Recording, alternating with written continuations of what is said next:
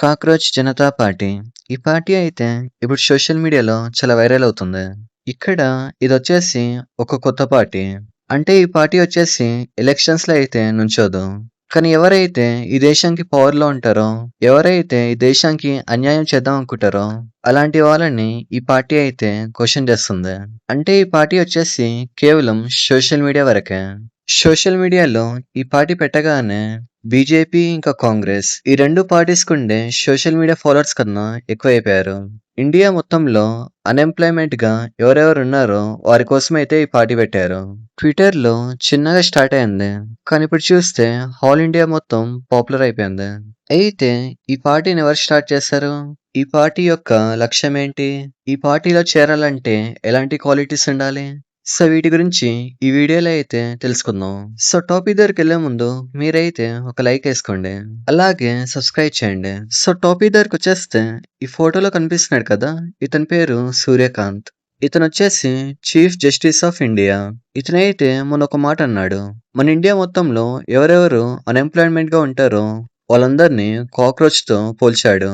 Unemployed people కి ఏ పని ఉండదు, ఎప్పుడు చూసినా ఆన్లైన్ లో ఏదో ఒకటి చేస్తారు. సో ఇలాంటివి కొన్ని మాటలైతే అన్నాడు.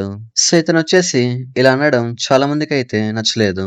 అంటే ఇండైరెక్ట్ గా ఏ పని పాట లేని ఎలికేస్ అన్నాడు.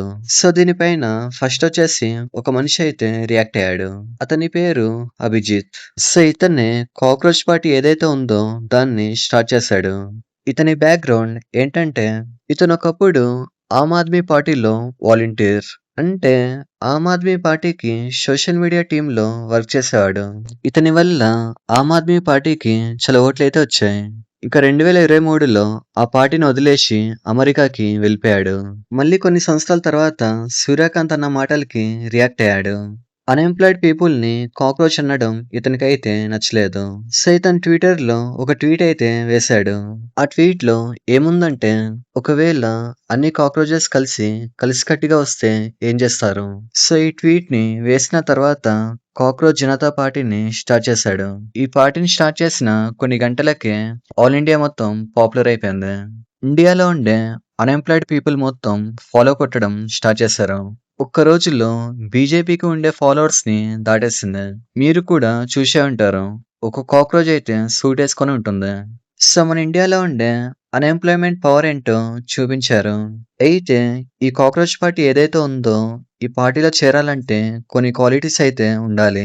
ఆ క్వాలిటీస్ ఏంటో ఇప్పుడైతే తెలుసుకుందాం. ఫస్ట్ థింగ్ వచ్చేసి నువ్వైతే అన్ఎంప్లాయిడ్ అయి ఉండాలి.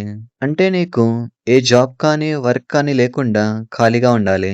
సెకండ్ థింగ్ వచ్చేసి నువ్వైతే లేజీగా ఉండాలి. అంటే మీరు బద్ధకంగా ఉండాలి. ఇంకా మూడోది వచ్చేసి మీరైతే ఆన్లైన్ లో ఉండాలి. అంటే మీ టైంని ఆఫ్లైన్ కంటే ఆన్లైన్ కి కేటాయించాలి. ఇంకా నాలుగోది వచ్చేసి గవర్నమెంట్ ని ప్రశ్నించాలి. అంటే మన ఇండియా మొత్తంలో ఎక్కడైనా అన్యాయం జరిగితే ప్రశ్నించాలి. ఇలాంటి 4 క్వాలిటీస్ అయితే మీలో ఉండాలి. అప్పుడే ఈ పార్టీలో అయితే జాయిన్ అవ్వగలరు. సో వీళ్ళైతే గవర్నమెంట్ ని ప్రశ్నించారు. మనందరికీ తెలిసిందే, మొన్ననే నీట్ పేపర్ వచ్చేసి లీక్ అయింది. సో వీళ్ళైతే గవర్నమెంట్ ని ప్రశ్నించారు. మీరెందుకని ఎడ్యుకేషన్ మినిస్టర్ ని దించడం లేదని. అంటే మన ఇండియా మొత్తంలో పెద్ద ఎగ్జామ్ అంటే నీట్ ఎగ్జామ్. అలాంటి ఎగ్జామ్ కి క్వశ్చన్ పేపర్ అనేది లీక్ అయింది. కానీ అయినా కూడా గవర్నమెంట్ అయితే ఆ మినిస్టర్ ని దించలేదు. సో ఇక్కడైతే ఈ పార్టీ వచ్చేసి గవర్నమెంట్ ని ప్రశ్నించింది. ఆ వ్యక్తిని ఎంత తొందరగా అయితే అంత తొందరగా దించాలని. ఇంకా ఈ పార్టీకి 5 పాయింట్స్ అజెండా అయితే ఉంది. ఆ 5 పాయింట్స్ ఏంటంటే, ఫస్ట్ పాయింట్ వచ్చేసి చీఫ్ జస్టిస్ ఎవరైతే ఉంటారో వాళ్ళు రిటైర్మెంట్ ఇచ్చినప్పుడు వాళ్ళకి రాజ్యసభలో ఒక సీట్ అయితే ఇస్తారు. సో వీళ్ళు ఏం చెప్తున్నారంటే అలాంటి సీట్లు అనేది ఇవ్వకూడదని చెప్తున్నారు. అంటే రిటైర్మెంట్ అయిపోయాక జడ్జెస్ కి సీట్లు అనేవి ఇవ్వకూడదు అంటున్నారు. ఇంకా సెకండ్ పాయింట్ వచ్చేసి లెగిట్ ఓట్ ఏదైతే ఉంటుందో వాటిని ప్రొటెక్ట్ చేయాలంటున్నారు. ఒక్క ఓటు డిలీట్ అయినా కూడా అప్పుడైతే అరెస్ట్ చేయాలంటున్నారు. ఇంకా మూడో పాయింట్ వచ్చేసి మన ఇండియాలో 50% రిజర్వేషన్ వచ్చేసి అమ్మాయిలకి ఇవ్వమంటున్నారు. అంటే ప్రస్తుతం 33% మాత్రమే ఇస్తున్నారు. ఆ 33% ని 50% అయితే చేయమంటున్నారు. ఇంకా నాలుగో పాయింట్ వచ్చేసి మీడియా ఏదైతే ఉంటుందో ఆ మీడియాని ఇండిపెండెంట్ అయితే చేయమంటున్నారు. అంటే ప్రస్తుతం మీడియా వచ్చేసి అంబానీ ఇంకా అదానీ వీళ్ళ కంట్రోల్ అయితే ఉంది. వీళ్ళ కంట్రోల్ నుంచి తీసేసి ఇండిపెండెంట్ ని చేయమంటున్నారు. ఇంకా 5వ పాయింట్ వచ్చేసి ఒక ఎమ్మెల్యే కానీ మినిస్టర్ కానీ ఒక పార్టీ నుంచి ఇంకో పార్టీకి షిఫ్ట్ అయితే మాత్రం అప్పుడు ఆ వ్యక్తిని 20 సంవత్సరాల పాటు బ్యాన్ చేయమని అడుగుతున్నారు. సో ఇలా అజెండా వచ్చేసి ఈ 5 పాయింట్లు. ఇప్పుడైతే మన ఇండియా మొత్తంలో ఒక పాపులర్ పార్టీగా ఉంది. ఇంకా రానున్న రోజుల్లో జెన్సీ పీపుల్ తో కలిసి ఒక రెవల్యూషన్ అనేది క్రియేట్ చేయొచ్చు. అయితే కాక్రోచ్ పార్టీ గురించి మీరేమనుకుంటున్నారో కామెంట్ చేయండి. ఇలాంటి మరిన్ని వీడియోస్ కోసం లైక్ చేయండి, షేర్ చేయండి, సబ్స్క్రైబ్ చేయండి.